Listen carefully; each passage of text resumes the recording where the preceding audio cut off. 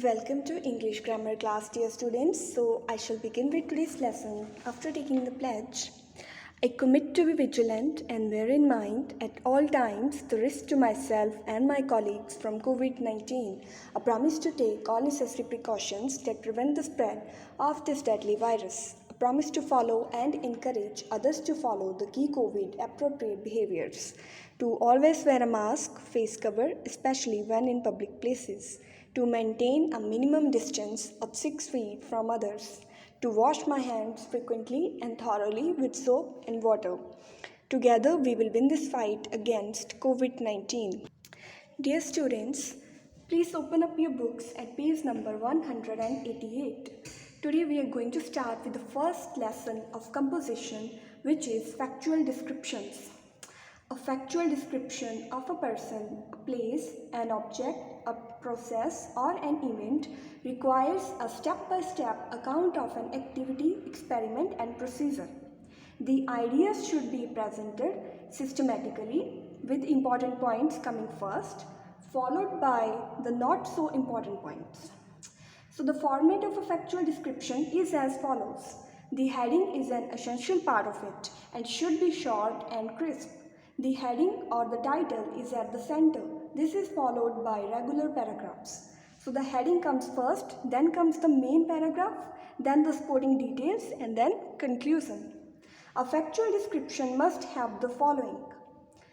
So it should have a single topic, sequence and direction, proceeding from one point to the other in a fixed direction. Stylistic creativity and innovation is essential. Otherwise, a factual description may become dull and boring. Mixture of passive and active voice. Factors essential for effective writing. So what are those points? First is unity, second is clarity, and third is logical development of thought. Now, here is the sequence for writing factual description on 4 different topics. First is place. First you will write the name of the place, then location, dimensions such as shape, color, design and comparisons. Then the type, is it a city, building, park, monument, etc. Then the atmosphere, then the sights, sounds and smell. Then history, importance and then summing up. So this is how you can describe a place. Now, if you have to describe one person, you must follow the relationship with the writer, social status, role or profession, his appearance, his looks, features, clothes, height, health, etc. Then characteristics of the person's personality, like qualities, attitude, way of walking, talking, etc. Then opinion of others about him or her.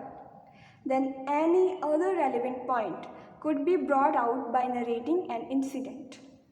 Now, when you have to describe an event, first of all, name of the event, when the event occurred and venue of the event, sequence of program, information about participants, chief guests and judges, kind of organization, people responsible for program or arrangements. Then results if describing a contest.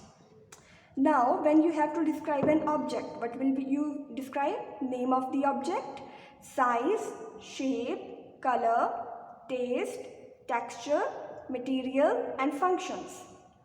Then, the notes are avoid rambling on and on or moving away from the task at hand.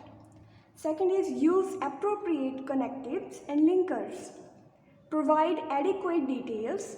Proceed in the proper order with important details listed first and the not so important details following later. Facts are generally universal truths, so the present indefinite tense is used. So now we have to write the factual description on the following. First is describe a visit to a historical place. So let's see. For this, open up today's written assignment. So we are going to describe a visit to a historical place. First of all, we will decide what's gonna be the name of that historical place. So we have chose Taj Mahal. We will describe Taj Mahal as a historical place in this topic.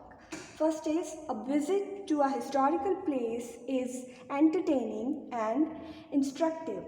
Agra is a famous historical place. Last Sunday, our school organized a trip to visit Taj Mahal.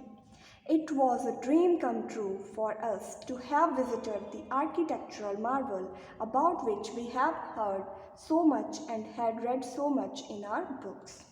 We started feeling proud of our country to have this magnificent form of art. So we have described the first paragraph. Now, second paragraph. Our history teacher asked us assemble at a place and started explaining how the Mughal Emperor Shah Jahan got this monument built as a mausoleum for his beloved Queen Mumtaz Mahal. Now, the meaning of mausoleum is group of tombs. So Taj Mahal was built as a group of tombs, and it was built by Shah Jahan in the memory of his queen Mumtaz Mahal. He had stated his desire to be buried by her side after his death.